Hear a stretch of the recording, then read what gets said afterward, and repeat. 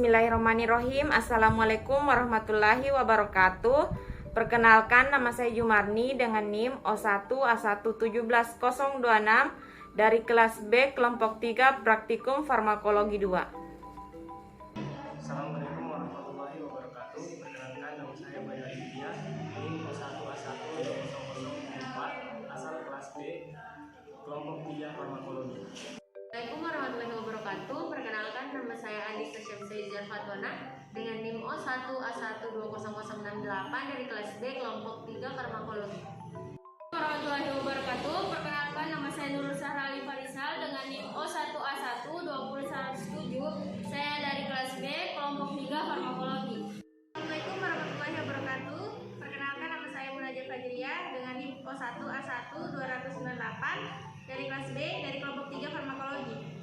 Assalamualaikum warahmatullahi wabarakatuh. Perkenalkan, nama saya Jika Jessica Zahra dengan NIM O1A12089 dari kelas B kelompok 3 Farmakologi. Assalamualaikum warahmatullahi wabarakatuh. Perkenalkan, nama saya Nurul Hikmah Hafid dengan NIM O1A1201005 dari kelas B dari kelompok 3 Farmakologi.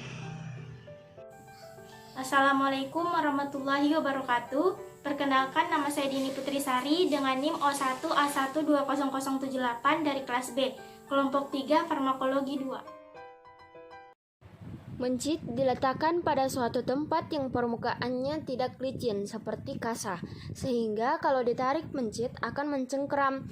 Restrain dilakukan dengan cara memegang area dekat pangkal ekor menggunakan tangan kanan. Telunjuk dan ibu jari tangan kiri menjepit kulit tengkuk sedangkan ekornya masih dipegang dengan tangan kanan. Posisi tubuh mencit dibalikkan sehingga permukaan perut di atas. Letakkan atau selipkan ekor antara jari manis dan kelingking tangan kiri. Untuk langkah yang pertama, posisikan sonde di kiri atau kanan mulut mencit. Tunggu sampai ada refleks menelan. Selanjutnya, leher diluruskan dengan memasukkan sonde secara vertikal. Sonde akan mudah masuk bila sejajar dengan esofagus. Teknik yang salah.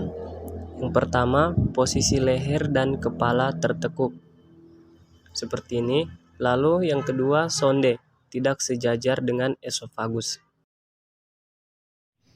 Pemberian obat dilakukan dengan menggunakan jarum suntik yang ujungnya runcing. Memegang mencit dengan menjepit bagian tekuk menggunakan ibu jari dan jari telunjuk, dan ekornya dijepit di antara jari manis dan kelingking. Posisi hewan harus terbalik dan kaki agak ditarik keluar agar paha bagian belakang terlihat. Untuk langkah keempat, posisi jarum sejajar dengan tubuh atau abdomen dari mencit. Sebelum melakukan suntikan, bersihkan daerah kulit dengan alkohol 70%. Pemberian obat dilakukan dengan menggunakan jarum suntik yang ujungnya runcing.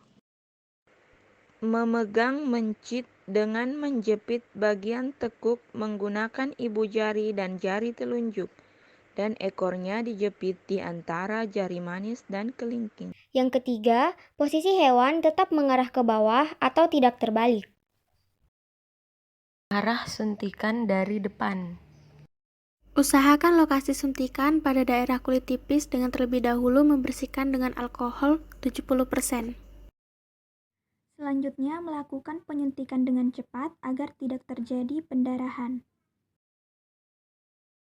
Pemberian obat dilakukan dengan menggunakan jarum suntik yang ujungnya runcing.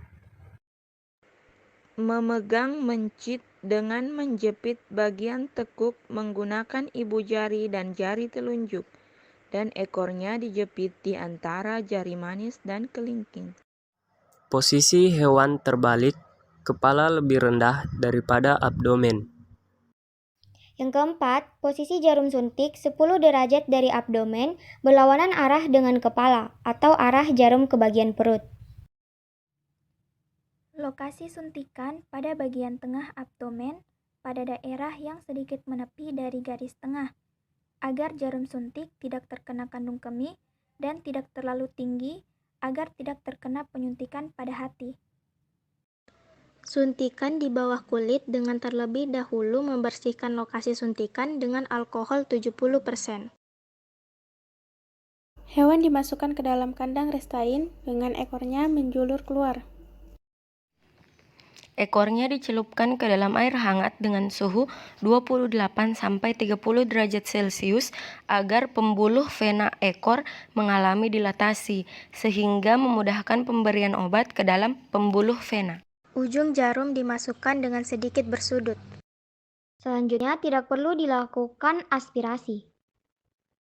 Kegagalan ditandai dengan adanya benjolan pada area suntikan. Lakukan lagi di bagian atas dari injeksi awal. Tata cara penanganan hewan coba tikus atau Ratus nevergicus.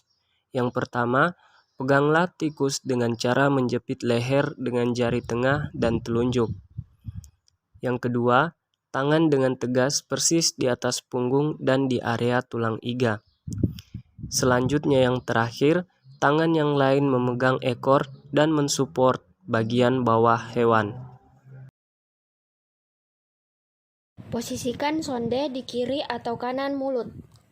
Tunggu sampai ada refleks menelan. Leher diluruskan dengan memasukkan sonde secara vertikal. Sonde akan masuk bila sejajar dengan esofagus. Selanjutnya, pemberian rute melalui intramuskular. Yang pertama, pemberian obat dilakukan dengan menggunakan jarum suntik yang ujungnya runcing. Kedua, memegang mencit dengan menjepit bagian tekuk, menggunakan ibu jari dan jari telunjuk, dan ekornya dijepit di antara jari manis dan kelingking.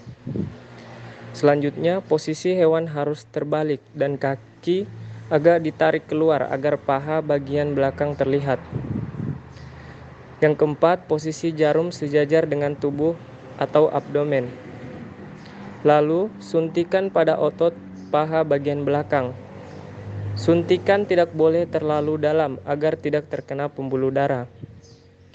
Sebelum melakukan suntikan, bersihkan daerah kulit dengan alkohol 70%. Diberikan di bawah kulit dan di daerah tengkuk dengan suntikan. Menarik kulit di belakang tengkuk sampai berbentik seperti tenda. Masukkan jarum ke dalam jaringan subkutan. Hati-hati jangan sampai jarum melewati hingga sisi yang lainnya. Injeksi intraperitoneal pada tikus.